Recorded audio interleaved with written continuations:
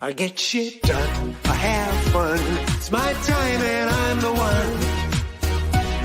I'm breaking through.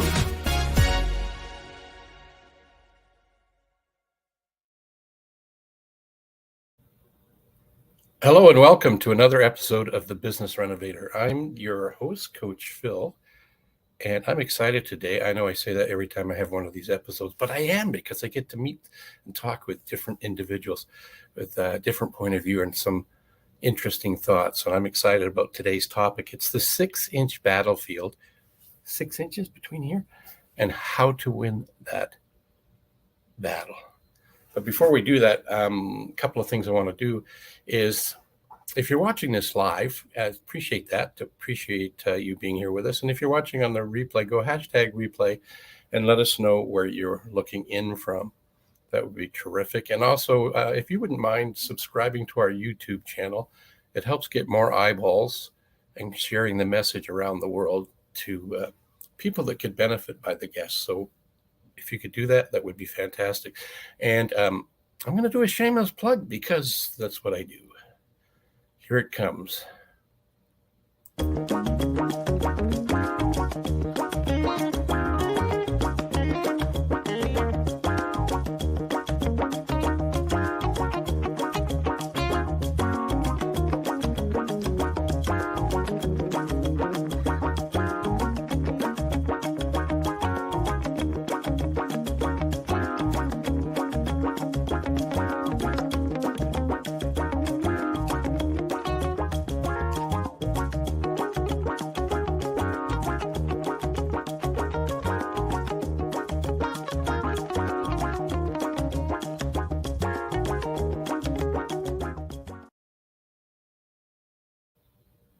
So have you ever had a question about business, or would you like to find out what your business growth score is? Well, you can do that with the information provided in that short little video, or you can hang out to the end and get another URL from my esteemed guest, who's also a focal point coach.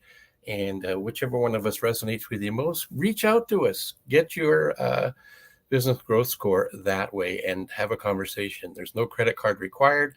There'll be no pressure. It's just a complimentary session. If it speaks to you, by all means, reach out to us. We'd be happy to help you out. So let's not waste any more time. I have a wonderful individual who is actually an award-winning coach, and he's going to tell us a little bit about that. But before I bring on John, I want to tell you something about him in terms of why he does what he does. He says, I believe that being a business owner or leader ought to be a source of great joy and personal fulfillment. He also believes that most are stressed and are experiencing anything but that. In fact, most are working much too hard for too little. Oh, isn't that the truth? And by bringing them simple tools and concepts, he helps leaders overcome their challenges and find their personal fulfillment and joy that they are looking for and they can't find until they connect with him. So I'm going to bring up John Jennings right now. Here he is. John, welcome to the show. Hey, Phil. Great to be here with you. And I appreciate you fitting us into your crazy busy schedule and making it happen. I know something special is happening tomorrow. You weren't supposed to mention that. Oh, okay. Well, I won't tell anybody. I'm completing another circuit around the sun. So yes, that's right. So did you want me to sing the long version or the short version? Let's just pass. Okay. Good response. You've heard me try to sing. So today's show, we're talking about we talked before we got started about some things. And what we came up with was there's this 6-inch battlefield between our ears. Sometimes it's 6, sometimes it's 8, sometimes it seems bigger, but it's all in here, right? Mm-hmm. So you and I are going to talk about how to win in that battlefield. Yeah, absolutely. Bit, right? It'll be fun. Yeah, it will be. You were telling me a couple of, I don't know if you want to share those stories, certainly leave them nameless, where you've had some clients that have experienced the battlefield of being entrepreneurs in partnerships and the challenges that they face. Did you want to share that?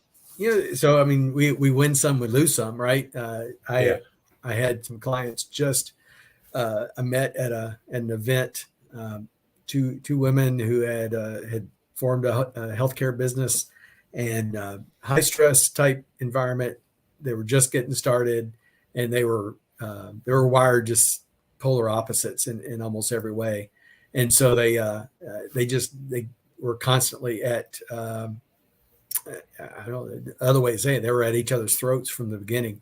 And, I tried to work with them briefly. It wasn't a good fit. They were not willing to move, and you could just tell that one was going nowhere. On the other hand, I have another client where I work with several members of the team. It's another small business, another one with mostly women, and they have their challenges. I just came from a meeting with one. I told her would probably end up talking about her, but they all battle these what you and I know of. We refer to as saboteurs, and these saboteurs get the better of them way too often. And as a coach, we're kind of on call for our clients when these things happen. And last week, I spent quite a bit of time with them one evening and the next day, just helping them work through and process through what had happened. Why it wasn't necessarily anybody's fault. It was misunderstanding. It was some mindset issues, misconstruing what different people said or did, and it got the better of them. And it took some time away. It took that kind of calm, collected, third party, neutral type conversation to help bring it to a peaceful resolution. So you were that calming factor, breath of fresh air, however metaphorically you want to define it, right, that helped them. Yeah, absolutely. Yeah, I have a couple of banners here that I use, and I like this one. And it sounds to me like what you helped them do is recognize they had a problem. Maybe you already knew that. They knew they had a problem. And you took it from challenge to helping them see the opportunity, I would imagine. Yeah. Would that be fair? Yeah. And in this case, sometimes it's learning how to show empathy, showing empathy to the other person, understanding sometimes you get into situations where, one person's overloaded. They're already at a stress point. Another person doesn't recognize that, doesn't necessarily show empathy to the situation. Personal things come into play. I mean, it's just all sorts of things come into play in these situations. I like that word, empathy. There's another word that some people use called sympathy, just for it's ground level. It's not rocket science what we're talking about. But what would you describe the difference between empathy and sympathy? Sympathy is just simply, someone has something bad happen. They lose a loved one, or someone is sick and in the hospital. You might have sympathy for them, meaning you feel sorry for them. You want the best for them. But empathy is about stepping into the other person's shoes and appreciating what they're going through, recognizing, in cases where you've maybe experienced similar things, being able to apply that to it. But it's really more about, it's that idea of walking in their shoes more so than feeling sorry for them. Yeah. In my world, way back when, 3 or 4 decades, I was introduced to a little rhyme. It says, if you see Jim Jones through Jim Jones' eyes, you'll help Jim Jones. You'll sell Jim Jones what Jim Jones buys. I know we're not selling anything here, but the empathy is the big piece of that, right? Mm-hmm. I haven't quite figured out a rhyme to turn it into a non-selling rhythm, but the idea is to stand in their shoes and have a look from where they're coming from. Yeah. And we also have to show empathy to ourselves too. We when things don't go our way, we tend to kind of kick ourselves a little bit. We are usually our own worst critic, and so we start beating ourselves up. And so we have to learn how to kind of show empathy to ourselves as well, which is really hard, especially those of us who are kind of driven for performance and own our own businesses and do these types of things. We don't do very well with that, because we only see one way, and that's to be the best. And that can be, And the other challenge with that is, who do we live with 24/7? yeah, it's hard. Ourselves, right? Yeah. And I tell my clients, I wake up in the morning, I've got it, and true confession time.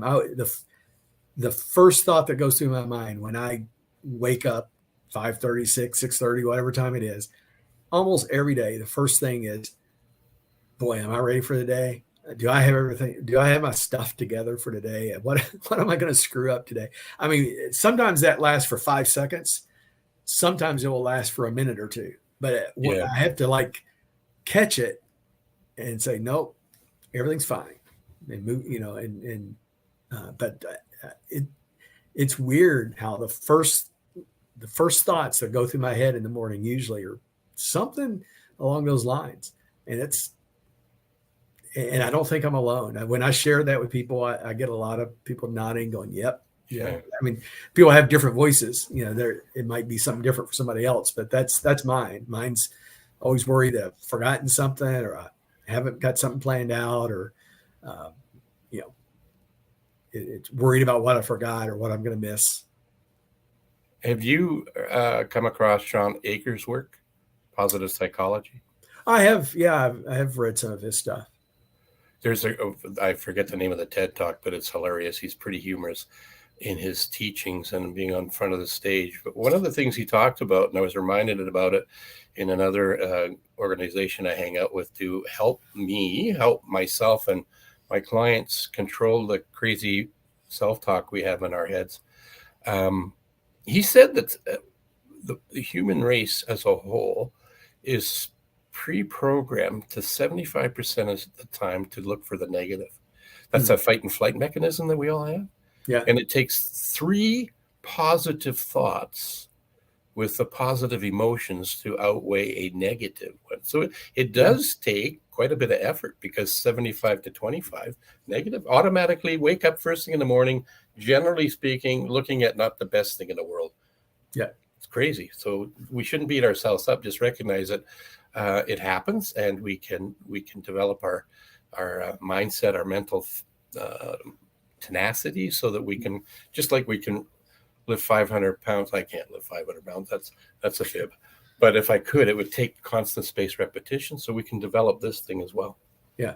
Yeah, absolutely. It helps with the battlefield that we were talking about.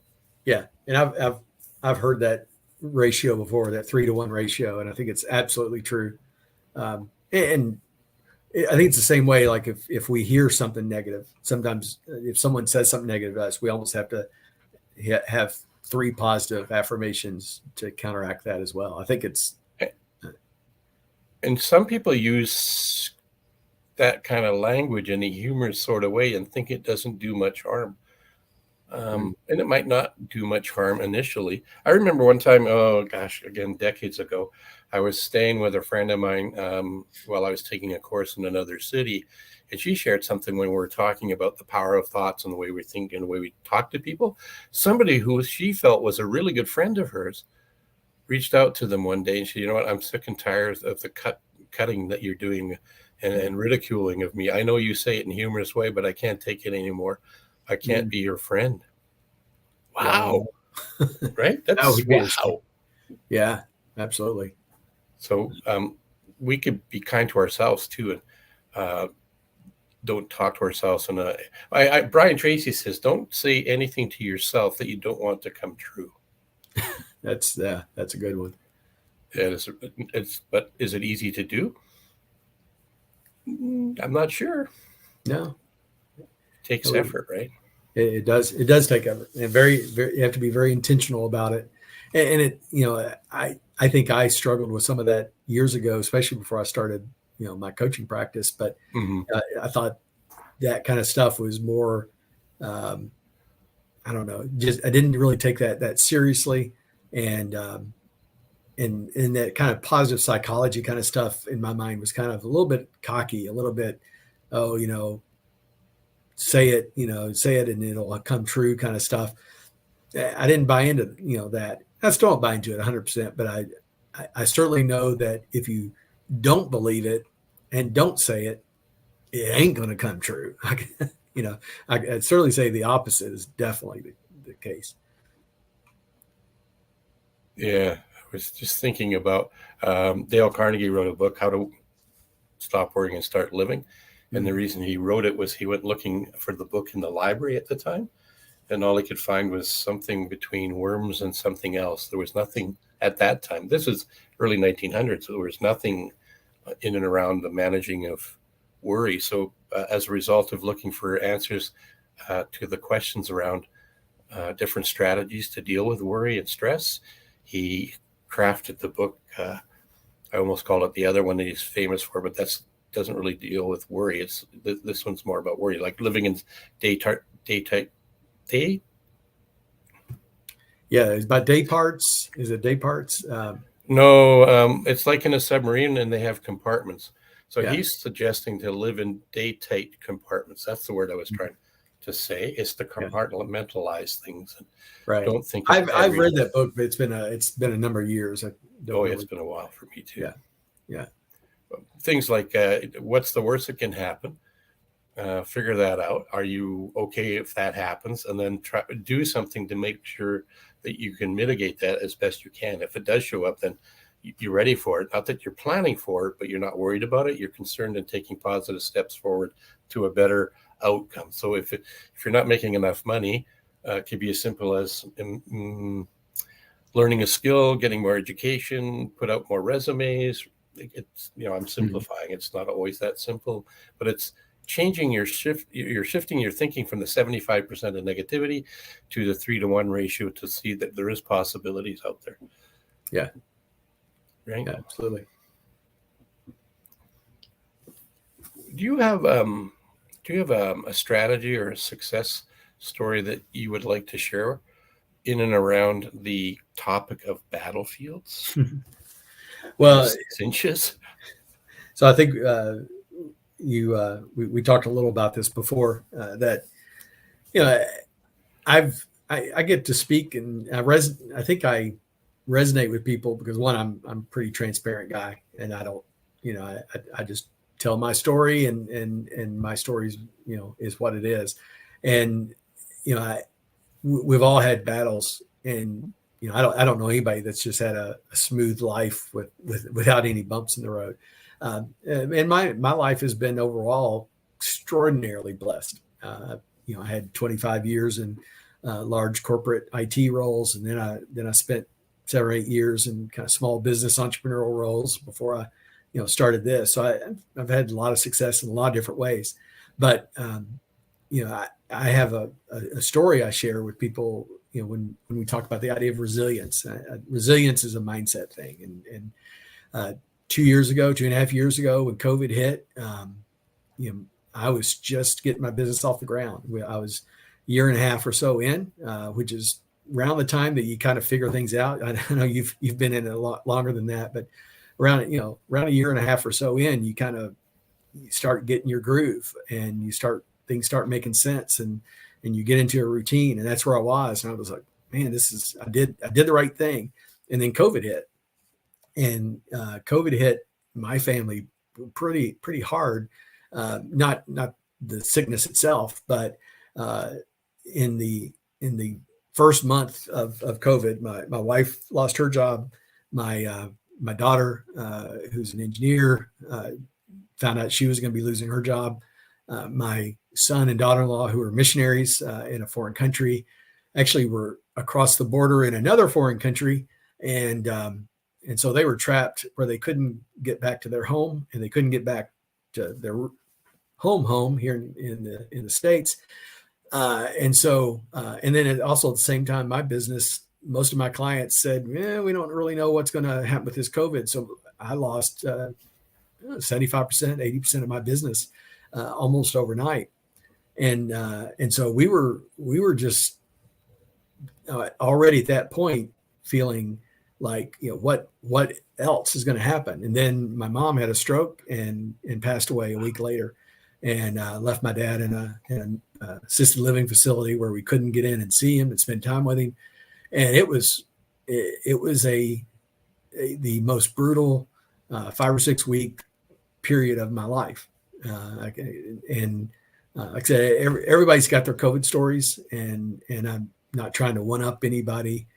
But I was at a point where I wasn't sure what was going to happen next, and probably getting into a pretty dark place. And worked with a coach, put a plug in for coaching. Worked with a coach that helped me figure out how to be more resilient and what to tap into in my brain to use my mental muscles in a more productive way. And I found out that I had strengths in creativity. I had strengths in having confidence to put myself out there. I had strengths in execution from all my years of being in project management and leadership. And so at encouragement of some of my fellow coaches, I just started putting on a weekly webinar, much like you do this podcast. I didn't really know where I was going. I just started putting content out there. And for about the next 3 months, I put out probably a dozen or so webinars. And what that did was it caused my brain to get involved in doing more productive things. I was creating content. I wasn't having like volumes of people. I'd have a dozen people, maybe 2 dozen people on these calls. It wasn't like there were thousands of people, but I was getting good feedback. I was getting good. I was putting together good content. Some of that content I still use today, and I was building reputation. And now people seek me out to speak to them about the topic of resilience and how to overcome things. I'm going to do a keynote here in a couple of months on that very topic, and it came out of sharing this story.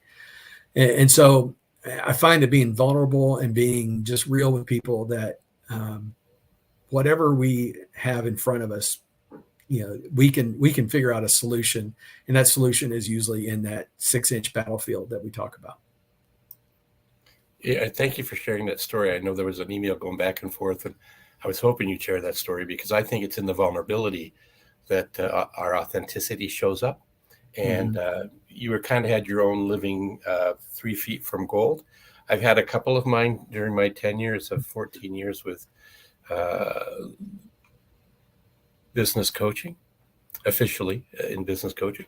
And there's a couple of times where I'm going, do I keep going, chasing this opportunity, keeping this vision? And as a result of that, I think back to Think and Grow Rich and that story about 3 feet from gold. Yep. And hearing yours is another example. Like you said, everybody has their own story. We're all part of the human race. Doesn't matter what color you are, what your philosophies are.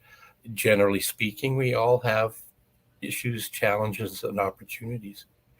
And it's how we choose. I have a formula here. Yeah, there it is. This one here. E plus R equals O. So the event plus the response to it equals our outcome. So if we look at the O and don't like our outcome, we can change one of the first two or both to get a different outcome. So do a stop and reassess. You had a coach. You listened to the coach.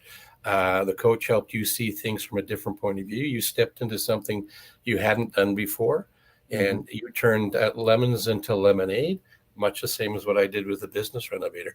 If it wasn't for COVID, I was thinking about doing this, but this COVID was the catalyst that I needed to get me to do it, because everything we knew at the time to how to get connected with people to serve them changed. So I needed to find a way that served me to serve other people. You did yours with your webinars, and I've been doing this for this will be episode 300 and something. I've lost a little bit. It's probably 312 or so, somewhere in that range. Yeah. Congratulations on that. It's awesome. And yeah, every master was once a disaster, Harv Ecker's quote. And I had somebody watch it about 6 months ago, and he said, "Wow, this is pretty good. You've come a long way." I went, "I think that's a compliment." Yeah. But you can't get better at, you can't get worse at doing something, except for somebody challenged me. See, you ever played golf? And oh yeah, that's true. Maybe sometimes, my golf game it is worse, than it was a couple of weeks ago, for say. Yeah. But generally speaking, by doing something and refining it, we get better. That's one of the ways to win the battle in the battlefield and get control of your 6 inches or 8 inches between our ears, is to continue pushing on and doing things, not just for the sake of doing them, have a purpose, a why. Like we started off your introduction with your why. Mm-hmm. And the why helps us get out of bed and quickly convert maybe any negative thoughts we have into, oh yeah, this is why I'm getting up. This is why I want to do what I do. Yeah, that's cool. I want to share your website here. Bear with me. I'm on the road. I'm not in my home office. My second monitor is like a slightly large business card, but it's pretty cool. I'm going to try and share it here.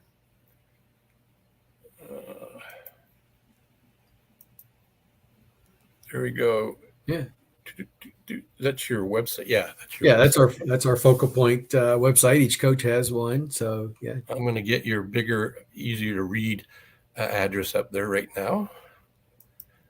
There it is. So that's the URL for getting a hold of John if you're interested in anything he's had to say, if you want to check him out, or if you want to get your business growth score through him, absolutely go to his website, top right-hand corner, click on the button and fill in the blanks.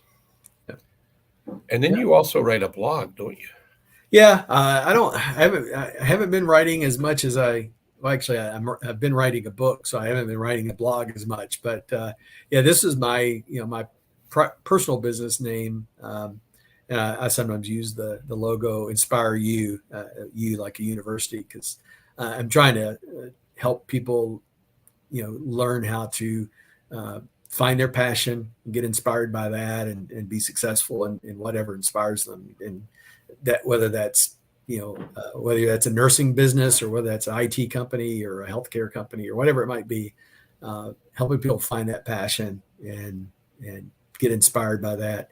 That's really what gets me going. Like I said, that line, I think I kind of borrowed it from our friend Rich Scott. He said something along the lines of, I'm a simple man. I like simple ideas. That's me. I love just, most of the stuff I work with my clients on are painfully simple, but they just need that independent third party person to sit down and help them see it. And it's a lot of fun what we get to do. I mean, because we get to see people, we change lives every day in a different way, just by helping people enjoy their business, enjoy their daily that make that daily grind less of a grind, more of something that they can plug into and enjoy, and it's just a lot of fun. I agree with you totally. We're in the business of changing lives. Mikey Pearson was telling me about before he became a coach and he started his surf shop. How he had his young people that were working for him came up to him and says, Mikey, you saved my life, right? So he's taken that to another level and coaching, just like you and I have. Another friend of mine who's not in our company, but in another organization I hang out with a little bit, and he lost a brother through a bad business decision. He took his life. So he's adamant. He says, we're in the business as business consultants and business coaches of saving lives and saving marriages. Because if the businesses don't survive, then it's not the love the first thing that stops the relationship. It's the lack of finance and the stresses and that. And a couple of months ago, I heard or read, I can't remember now if I heard it or if I read it, but it was a woman talking about her husband taking on a mistress. And the mistress isn't what you think. Well, maybe it is, but it's not that particular one. It's the business. Yeah. The business was eating up his time. They didn't have quality time as a couple.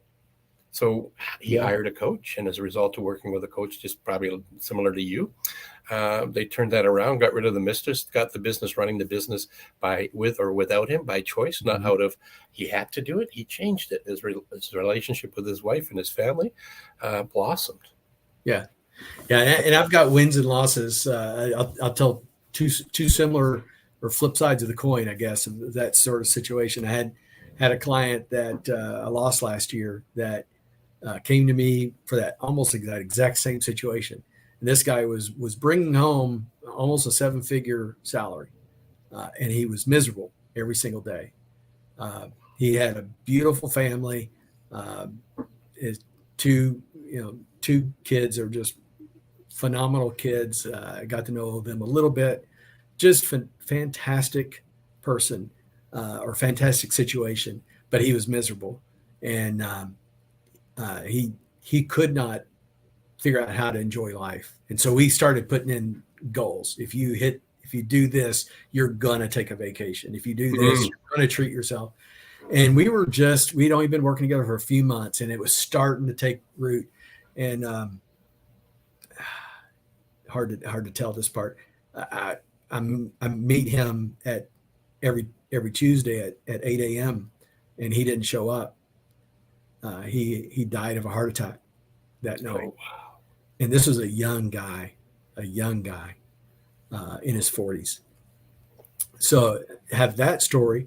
Flip side is I had a client who was having a lot of issues with his boss. He was an executive in a company and having a whole lot of problems with his boss. Called me on a Friday night. My wife and I were going out on a date night, and he was completely despondent. And we get to talking, and I was worried. I was worried about maybe him doing something dangerous. Mm-hmm. I knew that 25 years earlier, when he was a teenager, he put a gun in his mouth and pulled the trigger, but it misfired. Knowing that about him, knowing that he had the capacity of doing that, I was worried. And I ended up talking to him for over an hour that Friday night while my wife was in the restaurant waiting for me to come in. And I would not get off the phone until I felt okay with him. And he's not a client anymore, but we still talk. And he thanks me for helping him get through one of the darkest times of his life. Wow. And it was just one of those things where he was not enjoying his job. He had a terrible boss. And the great part was I helped him. And I've got a new phrase that I picked up from a podcaster. I don't know if you're familiar with Ed Milet. He's taught me a new phrase, and that's survive the temporary or outlast the temporary. And I love that concept. And with him, it was like, I just kept telling him to just give it another day, give it a little time, see what happens. And what ended up happening is his boss ended up getting let go, and he ended up getting promoted. And he's now vice president in this organization and doing very well. And left to his own devices, he probably would have quit 4 years ago because of the situation. So we get victories like that. We have wins and losses. Yep. But we get to experience life through these people, and it's great to have an impact like that. Oh, I totally get it. Totally agree with you. Would you have one nugget of wisdom that you'd like to pass on to our viewers? Well, I think that one that I just shared, and I've been using it now with a couple of clients that have been going through some tough times, and everything in life is temporary. And I'm a Christian, and I believe that everything that we're dealing with here on life is, on this planet, on this earth is temporary. And so whether you're a Christian or not, that's still the fact. Everything, cancer is temporary. A bad job is temporary. A promotion is temporary. Something good happens. Everything that we deal with on this side of the equation is temporary. And so we have to kind of program ourselves a little bit to just focus on, one more day, getting through, tackling one situation at a time, and outlast the temporary, because there's usually something better ahead. Mm-hmm. And that's what we work on. It's always trying to find something that's that next best thing that's coming. Well, I think that's a beautiful way to wrap up today's episode. I want to thank you for fitting us into your schedule and sharing your wisdom with us. That's it's a MasterCard moment, priceless. Yeah. Well, I appreciate you, Phil, and I appreciate the invitation to be on your show. Cool. I'll be right back. Don't go away. All right. Yeah, so we started off talking about the 6-inch battlefield between our ears and what to do about it. There's a number of nuggets in there for me. What we think about is really paramount to what we get. And even though we're both in the coaching space, we're human beings, and we have this habitual programming up to 75%, according to Sean Aker. We're predisposed to the negativity. So 3-to-1 ratio. Don't give up on yourself, and take us up on our offer for the business growth score. If you're a business owner and you want to find out what that's all about, by all means, jump in and do it. Both of us enjoy having a conversation with you if you want to go that far, but you might just do the assessment and find that you're on the right path and don't need a hand. Anyway, until the next time, I want you to remember this. I'm going to bring up just a graphic image here. Just got to go find it. It's this one here. It's called Wonderful. The U in Wonderful is deliberate. It represents you. It represents each one of us in our unique, wonderful state. So continue being your unique, wonderful self. Until next time, in the next episode of the Business Renovator, I'm still going to be Coach Phil, and I am Coach Phil today, and I will be then. So until next time, much success. I get shit done, I have fun. It's my time and I'm the one. I'm breaking through.